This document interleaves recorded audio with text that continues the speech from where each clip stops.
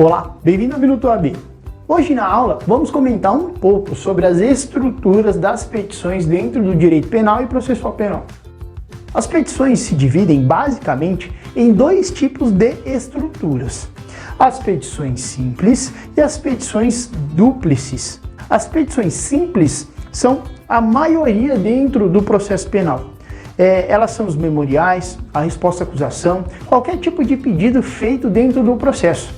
E elas se dividem basicamente da seguinte maneira: dos fatos, a defesa vai contar tudo que aconteceu, porque o réu está sendo denunciado por aquele delito, supostamente estava no dia tal, roubou um carro ou atirou em alguém, vindo a ceifar a vida da vítima e por isso foi denunciado. Enfim, você vai contar o que aconteceu, por que o agente está sendo acusado de delito, por que ele está sendo denunciado.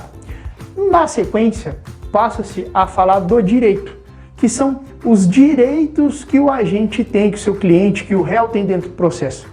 Ele merece ser absolvido porque não tem prova suficiente que comprove a autoria e materialidade que recai sobre ele, ou ele tem direito a uma atenuante, a uma causa de diminuição, enfim, são os direitos que o réu tem e que a defesa vai suscitar dentro da peça.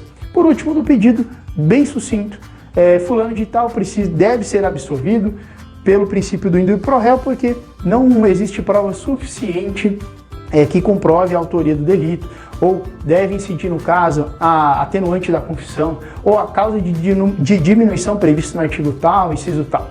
São os pedidos de maneira bem simples. Já a segunda modalidade de estrutura são as petições dúplices. Quem são as petições dúplices? Os recursos. Todos os recursos devem respeitar essa estrutura aqui. São duas petições diferentes. A primeira delas, a petição de interposição. É uma petição bem simples, na qual o réu vai manifestar o interesse dele em recorrer da sentença. Então, de maneira bem simples, fulano de tal vem por meio de seu advogado, não conformado com a respeitável sentença proferida, interpor recurso de, por exemplo, apelação. E aí vai pedir para que o recurso seja recebido, processado e encaminhado com as inclusas razões à instância superior para que seja analisado. Tá? Então, a petição de interposição é apenas a interposição do recurso. O réu ou denunciado ou sentenciado, ele vai apenas escrever que está interpondo o recurso tal.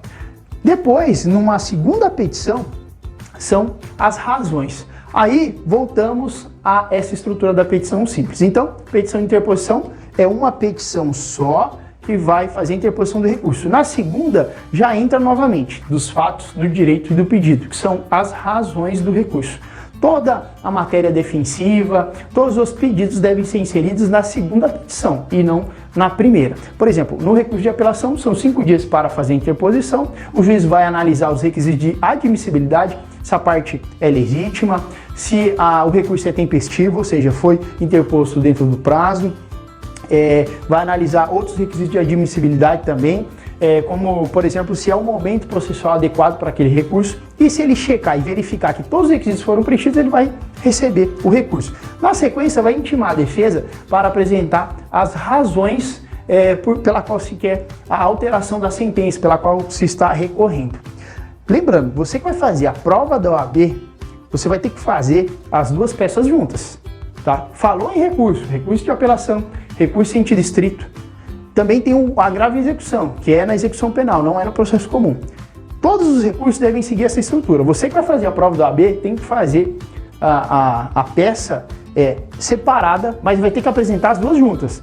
Na prática, você pode fazer interposição, depois o juiz vai te intimar para apresentar as razões. Mas para a prova da OAB, vai ter que apresentar, escrever as duas juntas. Primeiro, faz a primeira petição de interposição e a segunda, que são as razões. Espero ter gostado da aula de hoje e continue nos acompanhando.